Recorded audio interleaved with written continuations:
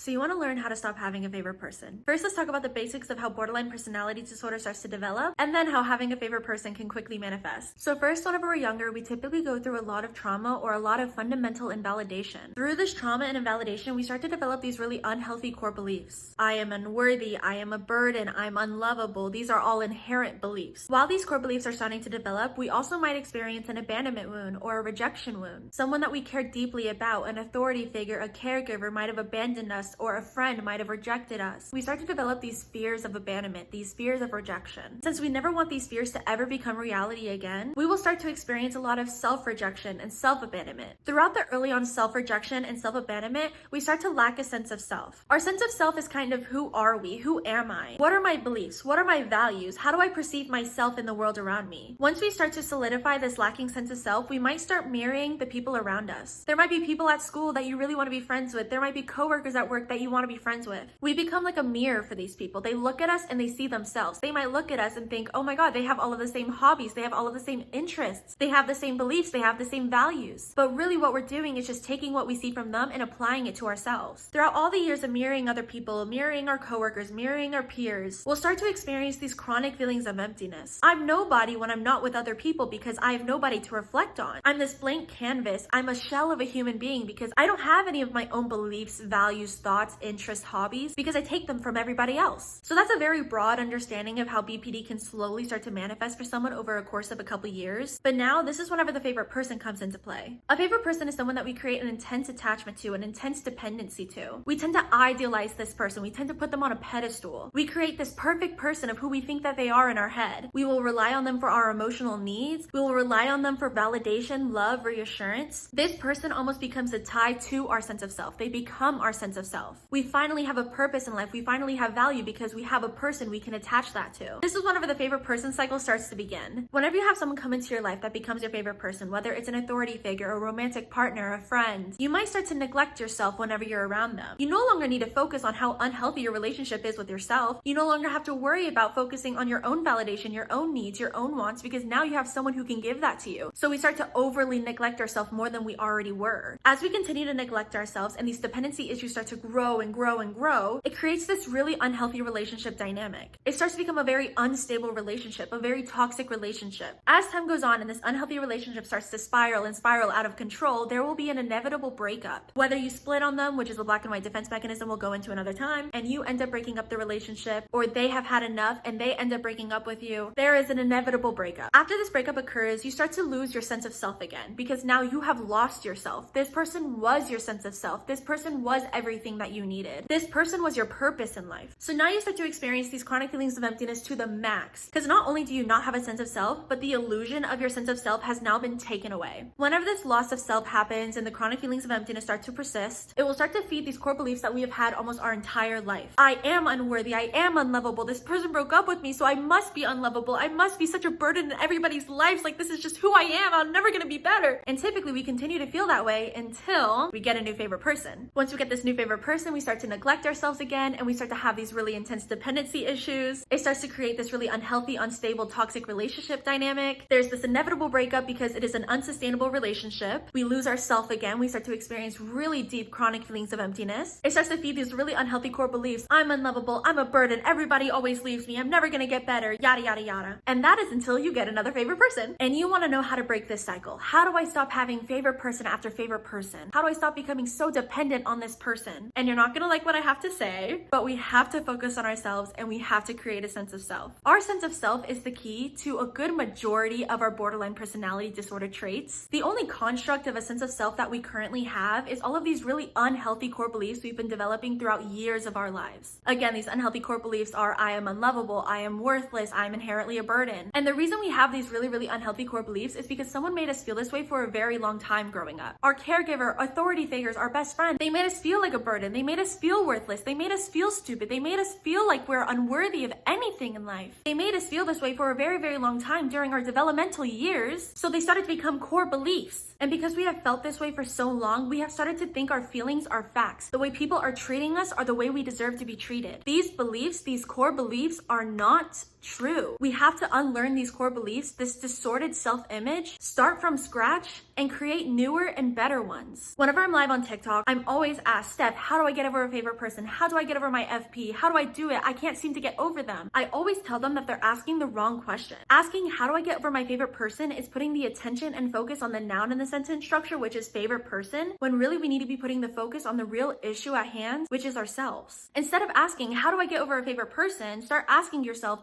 why do I search for external validation to the point that I hurt myself to get it? What emotional needs do I believe this person is providing me that I feel I cannot provide for myself? How do I perceive myself whenever I'm alone versus how do I perceive myself whenever I'm with this person? Another core belief that we hold is that external opinions, external perceptions hold so much more value than internal perceptions. A lot of the time we use our favorite person as a permission slip to allow ourselves to override our negative core beliefs and to allow ourselves to think positively about ourselves. Growing up in our external environment, we were constantly being gaslit, invalidated, and taught that if we ever had any positive core beliefs about ourselves, we were wrong, incorrect, stupid, dumb. We were fundamentally taught to not trust ourselves, to not trust our own feelings, to not trust our own experiences. The only trust that was acceptable growing up were these invalidating, abusive, ignorant authority figures and what they were telling us and teaching us. So we can't trust ourselves, and we can only trust external opinions, external perceptions in our external environment. But that is more untrue than I can even sit here and try to explain. As I mentioned before, we use our favorite persons as these permission slips, this external permission to allow ourselves to think positively about ourselves. If our favorite person loves us, that means we might be lovable. If our favorite person validates us, that means we might be valid. If our favorite person accepts us, we might be acceptable. We perceive that we cannot give ourselves permission, so we take it from other people because we can't trust our own judgment. We can't trust what we have to say. I've always been taught that I'm not lovable, so I can't trust myself if I start to say I'm lovable. I can't trust myself if I start to say I'm valid.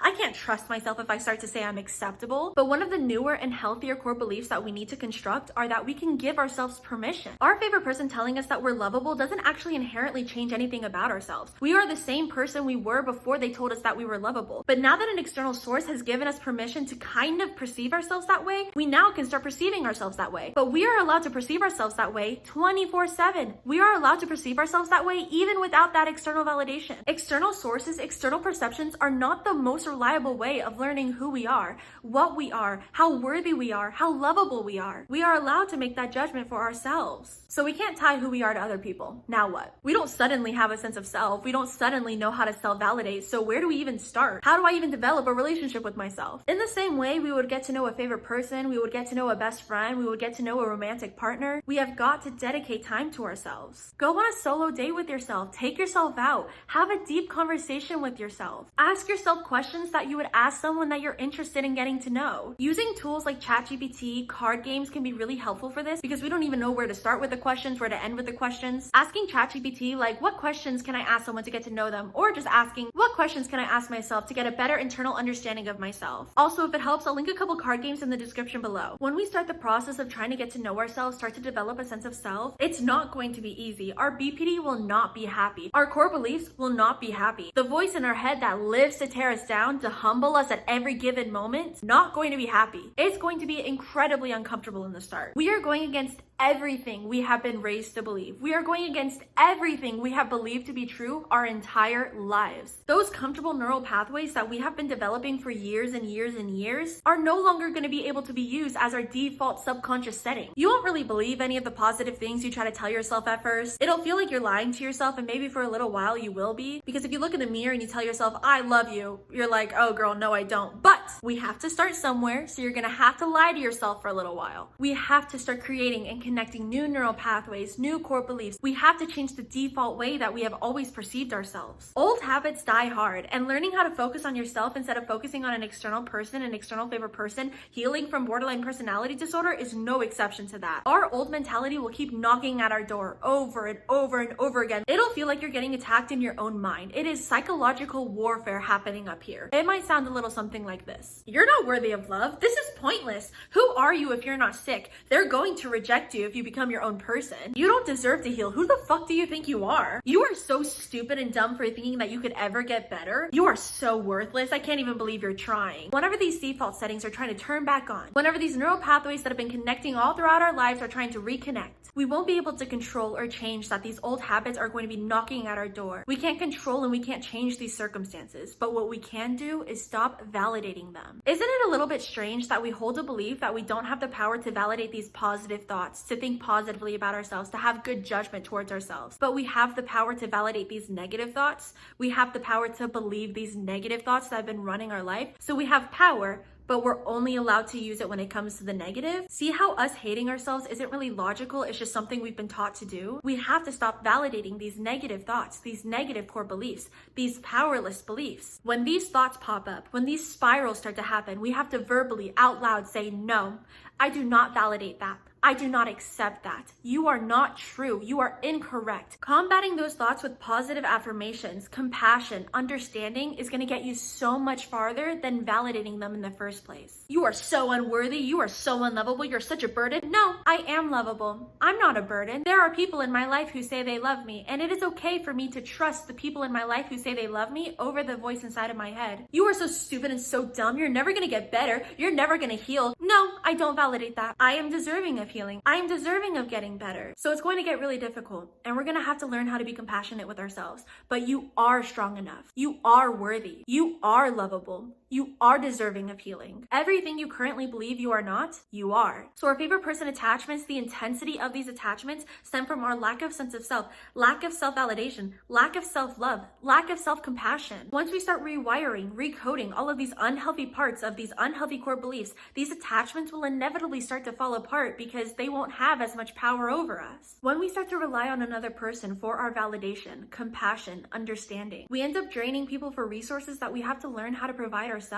We can't drain somebody else's battery to charge our own. Healthy relationships are meant to be secure, mutually beneficial, and there will always be inevitable imbalances in relationships where one has to give more than the other during certain parts of the relationship, but the relationship itself can't be a living embodiment of imbalance. We will never be able to get out of the cycle of having a favorite person if we never learn how to charge our own battery, provide our own emotional needs, learn how to care for ourselves. This is only the beginning, and we've got a long way to go. This isn't something that's going to happen overnight, so I want you to be really patient and compassionate with yourself through all of this. I have BPD. I have a favorite person too. I've been trying to get over him for 4 years. I'm not sitting here as some fake self-help guru that doesn't really know what she's talking about and has never really experienced it. I'm just trying to preach to the choir. I struggle a lot whenever he breaks no contact. I struggle a lot whenever I start to get really dysregulated. I start to get very self-destructive. I start to feel very, very low about myself, start to feel that chronic feelings of emptiness. I'll break no contact and I'll start talking to him again. I understand the cycle. I'm still within it. I've been struggling with my sense of self recently. I figured making these videos will help hold myself accountable and help me develop my sense of self again because I've been really faltering with it recently. To end off the video with some actionable help to help you guys take action on everything we've learned in this video, I'm going to ask you a series of questions that are based off of self-validation, self-compassion, self-love. I want you to journal these questions, whatever will work best for you. Even if you're only capable of answering them in your head right now, I am incredibly proud of you for even trying. So to start off with self-validating questions, who went through my trauma and who has the most accurate opinion of what happened to me? How did I cope with the abuse and invalidation happening to me at the time, and how did it help me survive? If someone or a child confided in me about their trauma or invalidation,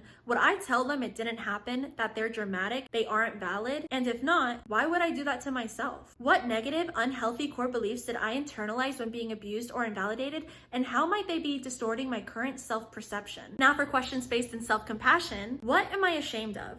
And how can I remind myself that it's okay to make mistakes and to have flaws? What unmet needs, pain, or fears might have driven my past behaviors or mistakes? What does my inner critic say to me, and how can I respond with a kinder, gentler response? Am I viewing myself through the lens of past trauma or others' expectations? How can I reclaim my worth and on my own terms? Now for questions based in self-love, what qualities do I appreciate about myself, and how can I celebrate them today? What are some positive affirmations I can repeat to myself today to reinforce my self-worth? What does it mean for me to truly love myself, and how can I practice that love daily? In what ways have I overcome challenges in my life, and how can I recognize my strength in doing so? Those are all of the questions I have for you today, and I really hope that this video helped in any way, shape, or form. Again, I'm not a professional. I'm actually just an autistic girl who loves to learn in the isolation of her own room. Take everything I say with a grain of salt. I can't give you any credited advice. I'm just sharing what I've learned through my own experiences and my own understandings. If you guys are looking for community and looking to make friends with people who have the same mental health struggles as you, I do have a Discord server. It is currently called Healing Haven, and we have chats for almost every single mental health struggle that there is. So if you guys are looking for some friends or you would like notifications anytime I post on YouTube or go live on TikTok, I do encourage you to join the Discord server. It's just an amazing place and I feel very safe in there, and I hope you can feel very safe in there. But that is all for today's video. Don't forget to like the video, subscribe, comment down below what videos you guys would like to see from me. Please just leave the video knowing that you are sexy, you are valid, and you are so loved. And I will see you in the next video.